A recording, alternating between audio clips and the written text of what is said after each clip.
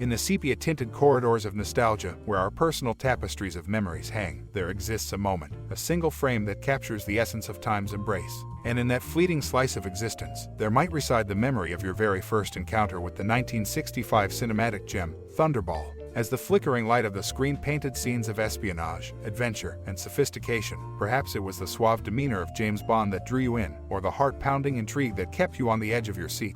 Did your heart race as Bond navigated a world of danger, armed with wit as sharp as his tuxedo's cut? Or did you find yourself mesmerized by the exotic locales that served as the backdrop to his electrifying escapades? There's a chance that amid the suspense and glamour, a particular scene etched itself into your mind's eye, an unforgettable moment that continues to resonate, even decades later. And now, as we journey back to that captivating era, let's unveil some intriguing vignettes about the movie that might have eluded your awareness. Did you know that the underwater sequences, showcasing a breathtaking battle beneath the waves, demanded innovative filming techniques? The actors underwent rigorous training to perform seamlessly underwater, adding an authentic layer to the cinematic spectacle. Furthermore, the iconic role of James Bond was not just a transformative mark for the suave Sean Connery but also for the franchise itself, shaping its identity for generations to come. The allure of the spy world, coupled with its suave sophistication, has left an indelible imprint on popular culture, forever changing the way we perceive espionage. So, as we dip into these random facets of trivia, let your mind wander back to that initial rendezvous with Thunderball. What emotions surged through you? Which scene still ignites a spark of excitement within?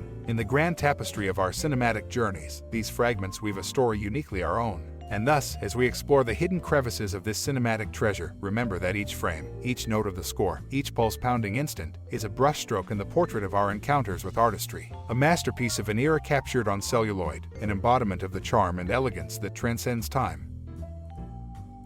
The 1965 film Thunderball, part of the iconic James Bond franchise, showcases Agent 7's riveting pursuit of international criminals who have hijacked 2 nuclear warheads. Directed by Terrence Young, this movie marked a turning point by introducing the underwater sequences that became a signature element of the Bond series. Sean Connery's portrayal of James Bond and his magnetic presence on screen solidified his status as the quintessential Bond figure. The film's plot revolves around SPCTRE's plot to hold the world ransom using the stolen warheads, leading Bond on a thrilling mission across exotic locales and underwater depths. Thunderball capitalized on its predecessor's success, blending espionage with action-packed sequences, breathtaking cinematography, and a suave protagonist who became a cultural icon. Its influence on pop culture resonates even today, setting a benchmark for the spy genre and inspiring subsequent films and media. Thunderball remains a testament to Bond's enduring appeal and the film's lasting impact on cinematic storytelling.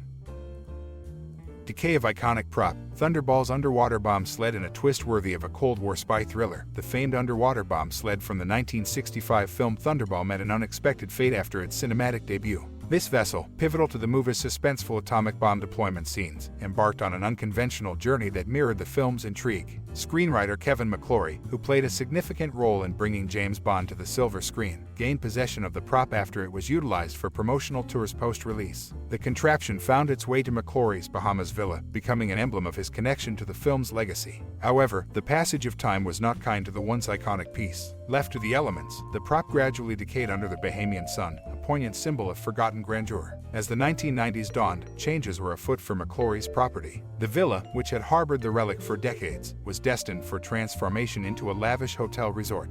With this redevelopment, the final chapter of the underwater bomb sled story came to a somber close. The prop, by now a mere shadow of its former cinematic glory, met its demise during the course of the villa's metamorphosis. The tale of the underwater bomb sled, which had once captured the imaginations of moviegoers worldwide, ended in an unexpected and melancholic note. A relic of Cold War cinema, its journey from the heights of cinematic prominence to the depths of Bahamian decay is a fittingly dramatic epilogue to the Thunderball saga. Lost gems and underwater feats, the intriguing backstory of Thunderball in the glamorous realm of James Bond, where intrigue and action collide. The 1965 film Thunderball stands as a unique chapter, shaped by unexplored paths and unforeseen challenges. As the suave secret agent navigates through a treacherous world of espionage, a lesser-known tale behind the scenes adds a layer of intrigue to the iconic movie. Contrary to popular knowledge, the inception of Thunderball bore the fingerprints of none other than Ian Fleming himself. The literary mind behind James Bond penned an early script, envisioning a Bond more reminiscent of Cary Grant's Roger Thornhill and Alfred Hitchcock's North by Northwest than the familiar character from his novels. Fascinatingly, Fleming aimed to entice the master of suspense, Sir Alfred Hitchcock, into the director's chair. Such a fusion of talents could have shifted the trajectory of the film in remarkable ways, ushering in a Bond untethered from his darker edges. Yet, the path to Bond's cinematic destiny held unexpected twists. Albert R. Broccoli and Harry Saltzman, the producers, daringly approached Grant to don the Bond mantle. Alas, Grant's age and reservations about a multi-film commitment dashed their hopes. The role then found its enduring home with Sir Sean Connery, etching his legacy as the charismatic Seven.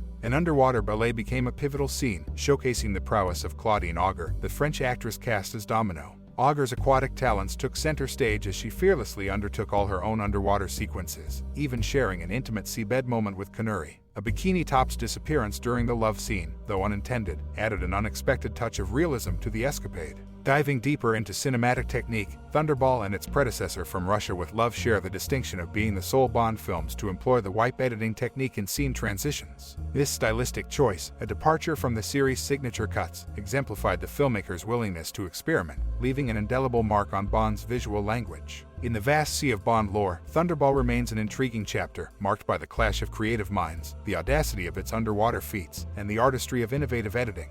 As we revisit this cinematic gem, we unravel the layers of history that have shaped James Bond's enduring mystique. In the thrilling 1965 film Thunderball, a forgotten rescue method takes center stage during a dramatic climax. As Bond and Domino face peril, they are whisked to safety by a technique known as sky hooking. This once real sea rescue method, now outmoded, was captured on screen with gripping authenticity. However, modern times have ushered in more advanced helicopter rescue methods, leaving sky hooking to the annals of history. This technique resurfaced in popular culture, with nods in films like The Guardian and even in The Dark Knight, where it was referenced as the skyhook method to retrieve Batman.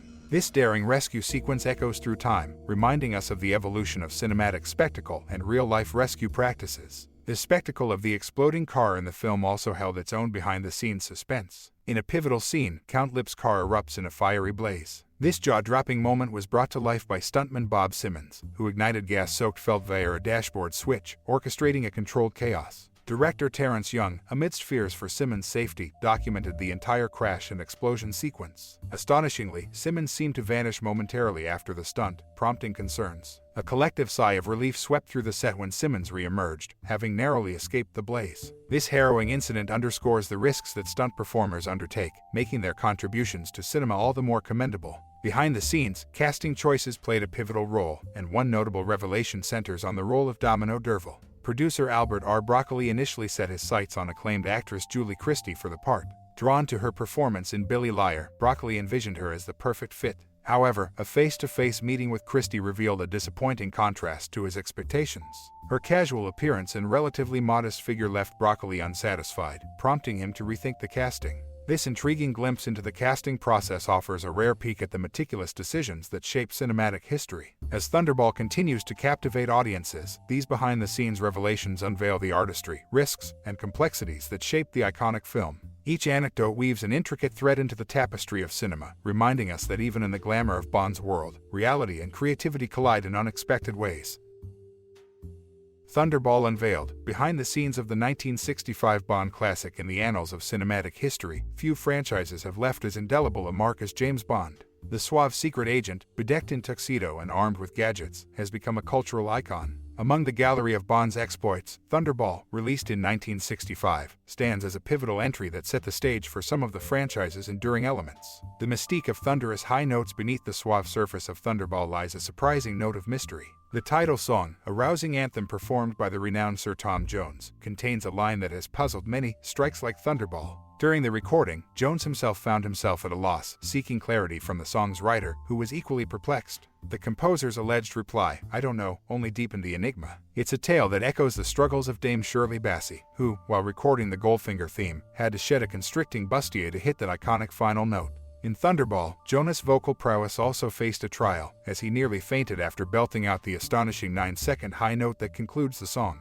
Designing a legacy Thunderball was not just about Bond's escapades, but it also marked a turning point in the franchise's visual identity. Two pivotal elements were introduced, shaping the Bond aesthetic for decades to come. The film featured the first main title sequence by the visionary Maurice Binder, whose stylized and seductive visuals became hallmarks of the series. Simultaneously, the movie's posters broke new ground, featuring panoramic adventure scenes that would become a trademark until License to Kill in 1989. Subsequently, Bond posters would evolve into photo montages, solidifying their place in pop culture. Horological resurgence among the array of gadgets that Bond employed. None were as stylishly practical as his wristwatch. In Thunderball, Bond's Geiger counterwatch was a modified Breitling Top Time Ref. 2002, an exquisite timepiece from 1962. Singular in its production for the film, this Breitling vanished during shooting, leaving a decades-long enigma in its wake. That is until 2013 when fate intervened at a British flea market, where it was acquired for a mere £25. Expert verification followed, culminating in its auction at Christie's for a staggering £103,875, solidifying its status as both an iconic prop and a horological marvel.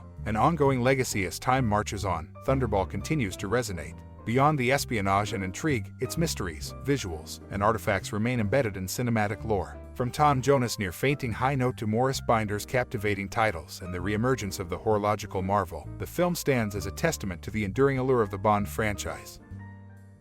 As the curtain falls on our exploration of the captivating world of Thunderball, I implore you to take a moment to let your mind wander through the corridors of nostalgia. What memories does this iconic 1965 movie unearth from the depths of your consciousness? Perhaps it's the pulse-pounding suspense that had you at the edge of your seat, or the indelible charm of Sean Connery's portrayal of James Bond. Maybe it's the evocative underwater scenes that continue to shimmer in your imagination, or the thrill of exotic locales that stirred your wanderlust. As you reflect on your personal connection with Thunderball, consider the way it has woven itself into the tapestry of your own life. A classic like this isn't just a movie, it's a time capsule of emotions, dreams, and shared experiences. Did you watch it with friends, family, or perhaps even on a solitary evening, letting its world envelope you in escapism? We invite you to share your cherished recollections, your thoughts that dance like ripples on the water's surface. How has Thunderball impacted you, challenged you, or left an imprint on your cinephile soul? Your memories are the stars that continue to light up the firmament of this timeless film's legacy. Thank you for joining us on this cinematic journey, for allowing Thunderball to remain an integral part of your cinematic memories. Your time and interest are deeply valued, and we look forward to hearing your stories. Until then, let your memories swim freely in the ocean of nostalgia.